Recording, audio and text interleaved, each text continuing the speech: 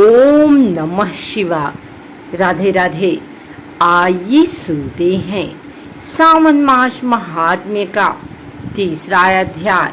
श्रावण माह में की जाने वाली भगवान शिव की लक्ष्य पूजा का वर्णन।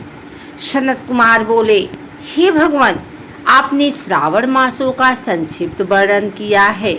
हे स्वामी, इससे हमारी तृप्ति नहीं हो रही है, अतः आप कृपा करके विस्तार से वर्णन करें, जिसे सुनकर ही सुरेश्वर मैं कृत्य हो जाऊंगा। ईश्वर बोले, हे योगीश, जो बुद्धिमान नक्त व्रत के द्वारा श्रावण मास को व्यतीत करता है, वह 12 महीने में नक्त व्रत करने के फल का भागी होता है। नक्त व्रत में दिन की समाप्ति के पूर्व सन्यासियों के लिए यह रात्रि में गृहस्थों के लिए भोजन का विधान है। उसमें सूर्यास्त के बाद की 3 घड़ियों को छोड़कर नक्त भोजन का समय होता है। सूर्य के अस्त होने के पश्चात 3 घड़ी संध्या काल होता है।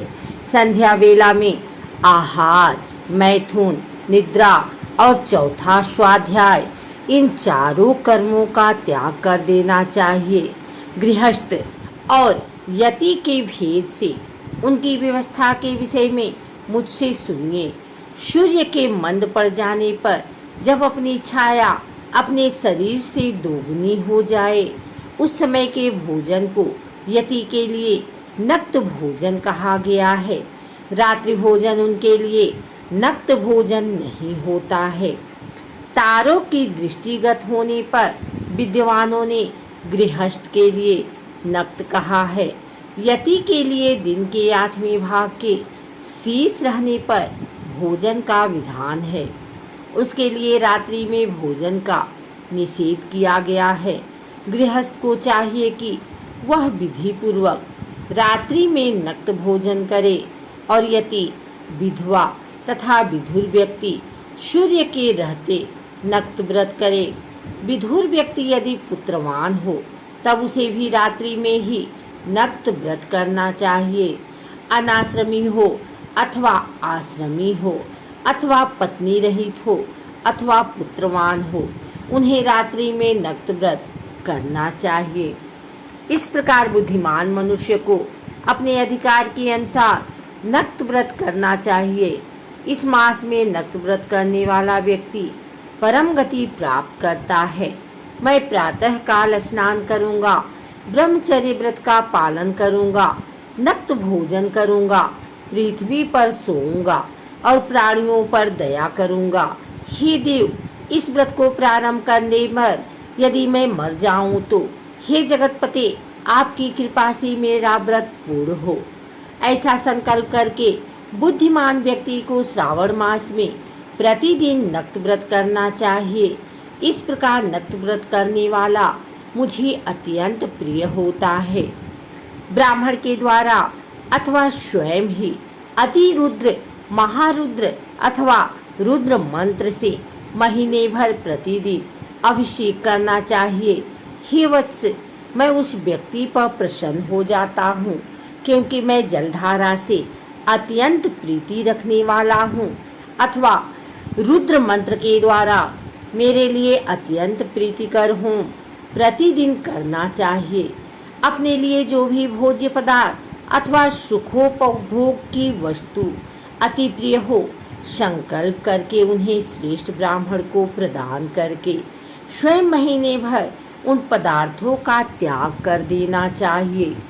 हे मुने, अब इसके बाद उत्तम लक्ष्य पूजा विधि को सुनिए। लक्ष्मी चाहने वाले अथवा शांति की इच्छा वाले मनुष्य को लक्ष्य बिल्व पत्र या लक्ष्य दुर्वा दलों से शिव की पूजा करनी चाहिए।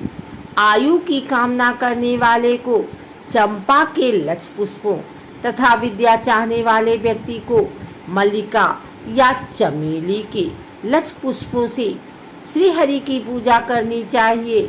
शिव तथा विष्णु की प्रसन्नता तुलसी के दलों से सिद्ध होती है। पुत्र की कामना करने वाले को कटेरी के दलों से शिव तथा विष्णु का पूजन करना चाहिए। बुरे स्वप्न की शांति के लिए धान्य से पूजन करना प्रशस्त होता है। देव के समक्ष निर्मित किए गए रंगवल्ली आदि से विभिन्न रंगों से रचित पद्म, स्वास्तिक और चक्र आदि से प्रभु की पूजा करनी चाहिए। इस प्रकार सभी मनोरथों की सिद्धि के लिए सभी प्रकार के पुष्पों से यदि मनुष्य लक्ष्य पूजा करे तो शिव जी प्रसन्न होंगे। तत्पश्चात उद्यापन करना चाहिए, मंडप निर्माण करना चाहिए और मंडप के त्रिभाग परिमाण में वेदिका बनानी चाहिए। तदंतर पुण्याहवाचन करके आचार्य का वरण करना चाहिए और उस मंडप में प्रविष्ट होकर गीत तथा वाद्य के शब्दों और तीव्र वेद ध्वनि से रात्रि में जागरण करना चाहिए। वेदिका के ऊपर उत्तम लिंग तो भद्र बनाना चाहिए और उसके बीच में चावलों से सुंदर कैलाश का निर्माण करना चाहिए। उसके ऊपर तांबे का अत्यंत चमकीला तथा पंच पल्लव युक्त कलश स्थापित करना चाहिए और उसे रेशमी वस्त्र से वेष्टित कर देना चाहिए। उसके ऊपर पार्वती पति शिव की स्वर्णमय प्रतिमा स्थापित करनी चाहिए। तत्पश्चात पंचामृत पूर्वक धूप, दीप तथा नैवेद्य से उस प्रतिमा की पूजा करनी चाहिए और गीत, वाद्य, नृत्य तथा वेद शास्त्र तथा पुराणों के पाठ के द्वारा रात्रि में जागरण करना चाहिए। इसके बाद प्रातः काल भली भांति स्नान करके पवित्र हो जाना और शाखा में निर्दिष्ट विधान के अनुसार वेदिका निर्माण करना चाहिए। तत्पश्चात मूल मंत्र से या गायत्री मंत्र से या शिव के सहस्त्र नामों के द्वारा तिल तथा घृत मिश्रित खीर से होम कराना चाहिए अथवा जिस मंत्र से पूजा की गई है उसी से होम करके पूर्णाहुति डालनी चाहिए। इसके बाद वस्त्र, अलंकार तथा भूषणों से भली भांति आचार्य का पूजन करना चाहिए। तत्पश्चात अन्य ब्राह्मणों का पूजन करना चाहिए और उन्हें दक्षिणा देनी चाहिए। जिस जिस वस्तु से उमापति शिव की लक्ष्य पूजा की हो उसका दान करना चाहिए।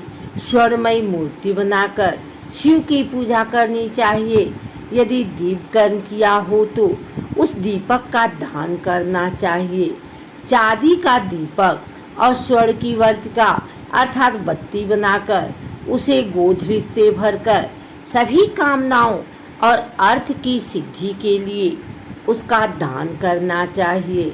इसके बाद प्रभु से क्षमा प्रार्थना करनी चाहिए और अंत में 100 ब्राह्मणों को भोजन कराना चाहिए। हे मुने, जो व्यक्ति इस प्रकार पूजा करता है मैं उस पर प्रसन्न होता हूँ। उसमें भी जो श्रावण मास में पूजा करता है उसका अनंत फल मिलता है। यदि अपने लिए अत्यंत प्रिय कोई वस्तु मुझे अर्पण करने के विचार से इस मास में कोई त्यागता है तो अब उसका फल सुनिए। इस लोक में तथा परलोक में उसकी प्राप्ति लाख गुना अधिक होती है। सकाम करने से अभिलषित सिद्धि होती है और निष्काम करने से परम गति मिलती है। इस मास में रुद्राभिषेक करने वाला मनुष्य उसके पाठ की अक्षर संख्या से एक एक अक्षर के लिए करोड़ करोड़ वर्षों तक रुद्रलोक में प्रतिष्ठा प्राप्त करता है। पंचामृत का अभिषेक करने से मनुष्य अमरत्व प्राप्त करता है। इस मास में जो मनुष्य भूमि पर शयन करता है उसका फल भी मुझसे सुनिए। हे द्विश्रेष्ठ, वह मनुष्य 9 प्रकार के रत्नों से जड़ी हुई सुंदर वस्त्र से आच्छादित बिछे हुए कोमल गद्दे से सुशोभित देश ताकियों से युक्त रम्य स्त्रियों से विभूषित रत्न निर्मित दीपों से मंडित तथा अत्यंत मृदु और गरुड़ाकार प्रवाल मणि निर्मित अथवा हाथी दांत की बनी हुई अथवा चंदन की बनी हुई उत्तम तथा शुभसैया प्राप्त करता है। इस मास में ब्रह्मचर्य का पालन करने से वीर्य की दृढ़ पुष्टि होती है। ओजबल शरीर की दृढ़ता और जो भी धन के विषय में उपकारक होते हैं वह सब उसे प्राप्त हो जाता है। निष्काम ब्रह्मचर्य व्रती को साक्षात ब्रह्मा प्राप्ति होती है और सकाम को स्वर्ग तथा सुंदर दिवंगनाओं की प्राप्ति होती है। इस मास में दिन रात अथवा केवल दिन में अथवा भोजन के समय मौन व्रत धारण करने वाला भी महान वक्ता हो जाता है। व्रत के अंत में घंटा और पुस्तक का दान करना चाहिए।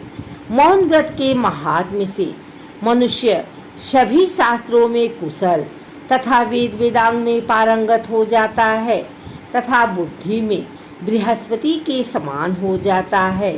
मौन धारण करने वाले का किसी से कलह नहीं होता, अतः मौन व्रत अत्यंत उत्कृष्ट है।